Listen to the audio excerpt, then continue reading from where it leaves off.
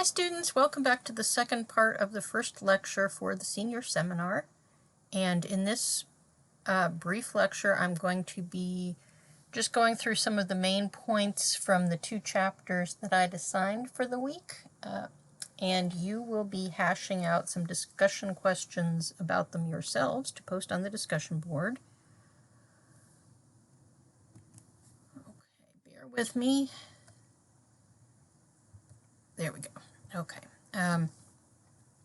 So the first chapter I assigned chapter 8, and I think her name is Erlenbush. I'm not 100% sure of how to pronounce it, but she is basically arguing that terrorism does not have a stable definition. Rather, it is a concept that means different things in different contexts.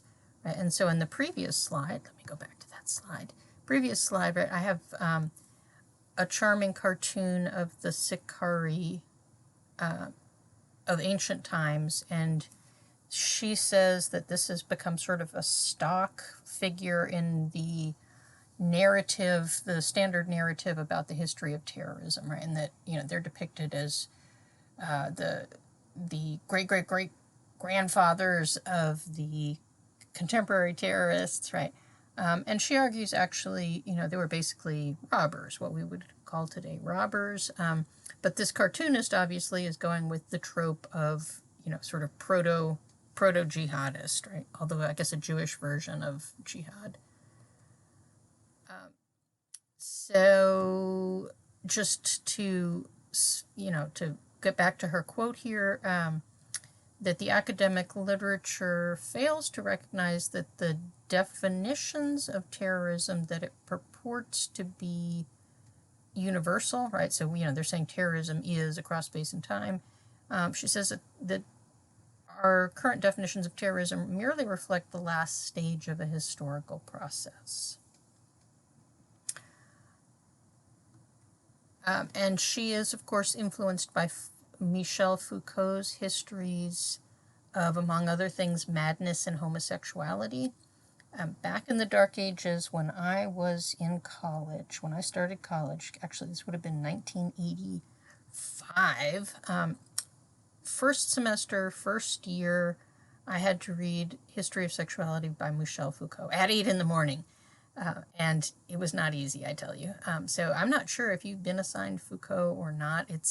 It's rough reading even in graduate school, but just to boil it down, basically what he argues across his various works is that things like madness or homosexuality did not exist before these words existed. Right, so what we see as being, sort of universal, and I think you sort of see that to some degree in some sort of a pride literature of, we were always there, right? But a long time ago, you didn't really have a notion of homosexuality, and so there may have been same-sex erotic behavior, but it wasn't homosexuality because there wasn't such a thing as homosexuality, right? So Foucault would say that you needed to look at the structures of power that create these things. So the insane, the homosexual, right? These are very marginalized, stigmatized groups in modern societies. And so the classic example of this in respect to the United States discourse on school shootings, otherwise known as terrorism, right, is that the white guys who shoot up the school are troubled children, whereas the brown guys, and I'm using guys intentionally here, the brown guys or black guys are terrorists. All right, so because of the power structure of entrenched racism, right, the perception of the brown bodies that engage in terrorism is much worse than that of the white bodies, often. Okay, so let's look at this argument with respect to madness, and Foucault, of course, writes an entire book about that. So years ago, when I was in a conference, an African Studies conference, I was grousing about my schizophrenic neighbor who loved nothing better than to try to beat the demons out of her autistic child. And I was not really happy about this. And so what one of the conference participants from Nigeria said is, he said, you know, we back at home and among his group in Nigeria, he said we wouldn't necessarily treat her as crazy. We would just say that she's in communication with spirits, right? She's aware of a realm of existence that we are not, right? So they clearly didn't have the same idea of madness that we did, right? What can or cannot be said about madness, right? So these are her questions about terrorism, but I'm trying to explain it by making reference to insanity, right? So what can you say and what can't you say about madness? Well, I've seen it change over my 50 however many years, right? I forget how old I am because I lie so often, right? But, you know, things that you could say back when I was a kid in the 70s about, you know, somebody's crazy, they're a lunatic, etc., would be considered impolite now. Who can and cannot be mad, right? Are some what this makes me think of is the adage that wealth hides mental illness, right? So a lot of extremely kooky upper class people, hey, how about Maxwell and Epstein, right? Might be seen as lunatics, criminally insane, etc., if they had been born in a trailer park, right? But because they have wealth, they were able to get away with a lot of things. And what can and cannot be done to the mad, right? So this gets into curing homosexuality, right? So are you supposed to burn them at the stake? Should you chain them to the bed? Should you lock them up in an institution? Should you give them medicine and let them roam around Southside, etc.?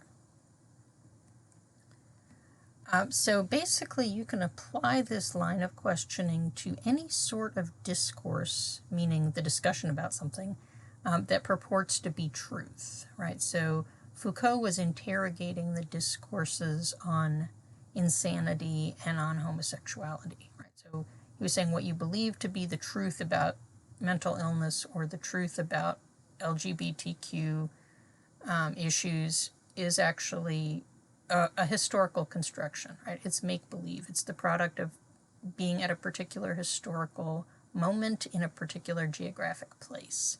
Right? So you can apply the same line of thinking to terrorism and terrorism studies, about which the authors of the assigned readings don't think very highly, right?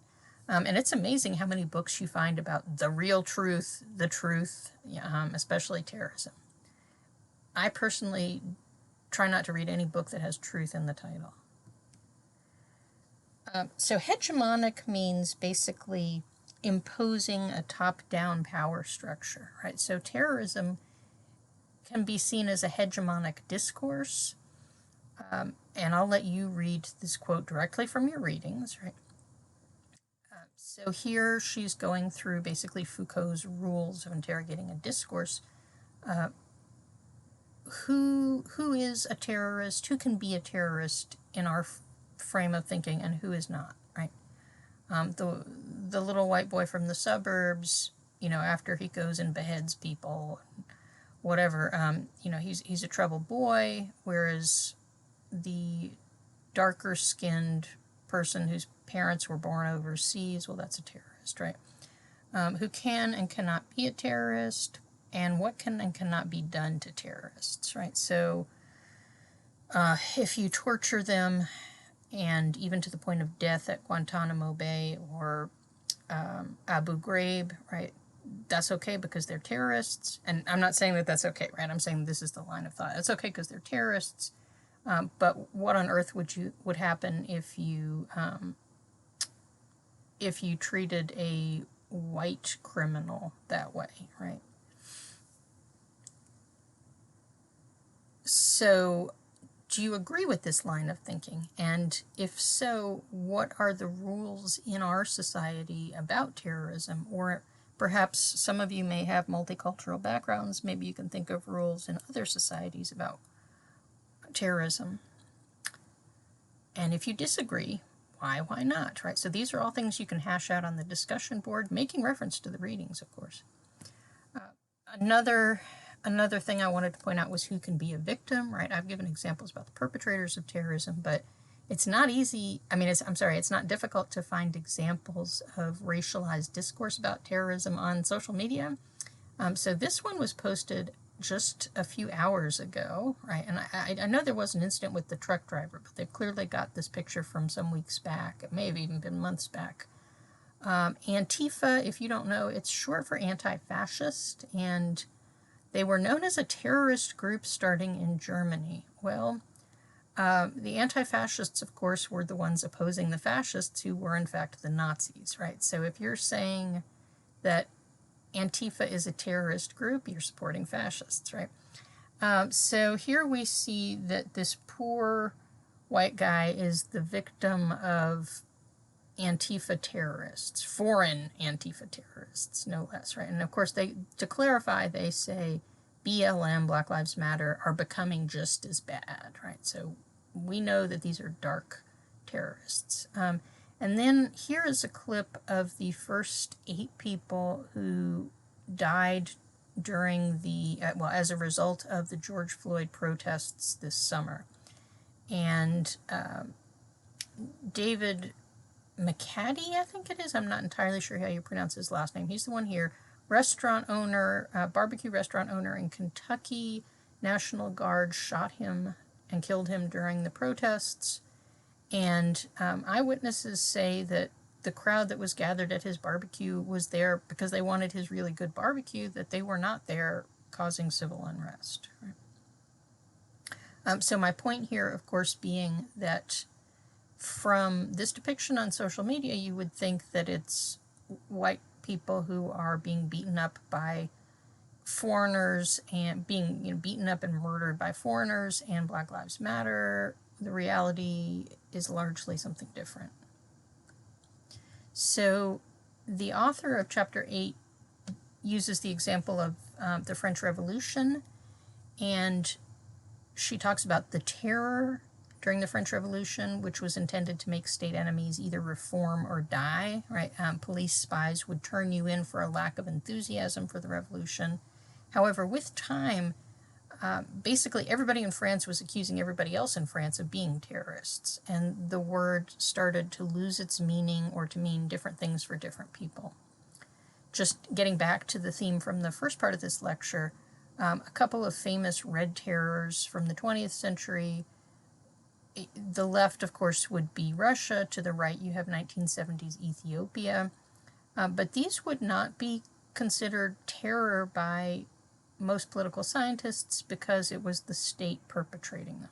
Right? They don't fit the traditional definition of terror, which says that the perpetrators must be non-state actors. So you may argue, well, so what? You may say, why does this matter? And again, I'll let you read the quote here, but it matters that terrorism is basically make-believe, because despite being make-believe, it has real-world consequences. And when I say terrorism is make-believe, I'm not saying, September 11th was justified or anything like that. But what I'm saying is the concept of terrorism as we understand it is not something that can be exported across space and time. Right? So obviously there are real-world consequences for people of this terrorism discourse. And I think of it every time I have to go through security check at an airport. And so the consequences for people who are Muslim or look Muslim, look Arab, etc. in the United States, right? Very real consequences for them too. Okay, the second chapter that I assigned was the concluding chapter, and I assigned it because it gives an overview of all the chapters in the book so that you didn't have to read all of them. They do an assessment of the state of the scholarship, and they talk about particular gaps or particularly interesting questions that haven't been really hashed out. So I thought it might be useful for you when you're trying to come up with a paper topic, right? I've given you a list, extensive list of possible paper topics, but you are free to come up with your own, run it past me, but my list is certainly not exhaustive. They also note particular methodological problems in researching terrorism. And one of the problems, of course, is that terrorists are not likely to make themselves available for interviews, right? You can't easily get a mailing list and send out surveys to terrorists. They note that one area of study could be, although people don't usually look at it, is counterterrorism studies, right? So it's sort of like when the anthropologists go out to study anthropologists, right? The counterterrorism studies folks would probably benefit from studying themselves, right? What are the major issues in the discourse? For example, it's now trendy to refer to violent extremism, and the programs are called Combating Violent Extremism, CVE, etc. This is particularly sinister. Teachers and schools are the main actors in preventing violent extremism. Right? So that means that it's my duty as an instructor to snitch on you, right? If I think that you perhaps demonstrate too much of an effort, too much of an interest in things that go boom, right? I need to turn you into Homeland Security. They also point to continued silences in terrorism studies. And one example would be, for example, colonialism, right? So there's a lot of discourse in terrorism studies on terrorism in Israel, right? And, violent attacks on civilians are not something I'm going to support morally in any context, right?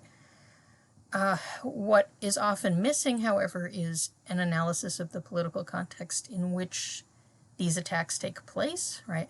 And so from much of the discussion on terrorism in Israel, you would have no idea that Gaza is, basically colonized by Israel at this point, and parts of the West Bank as well, right? So there's a silence on the issue of why it is that the Intifada, the Palestinian resistance, developed. There are often silences on race and gender, right? And my own seemingly never-ending research is on sexual violence as terrorism. And yes, sexual violence happens to both men and women and anything in between. But it's particularly directed at women, right, and girls. And, here I am 25 years later, still making the argument and still getting resistance, right? Also silences on social class and terrorism. There's an astonishing history of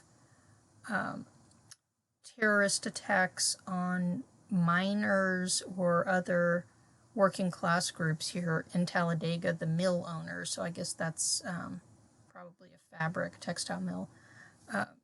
Silences on attacks on them when they attempt to organize for their rights, right? And this one in Talladega was particularly unnerving to me. It was the first I'd heard of it. And of course, the unspoken issue around here of lynching as terrorism. Right? And here are some images of the new monument to the victims of lynching, right? But hey, right here in Birmingham, Alabama, right?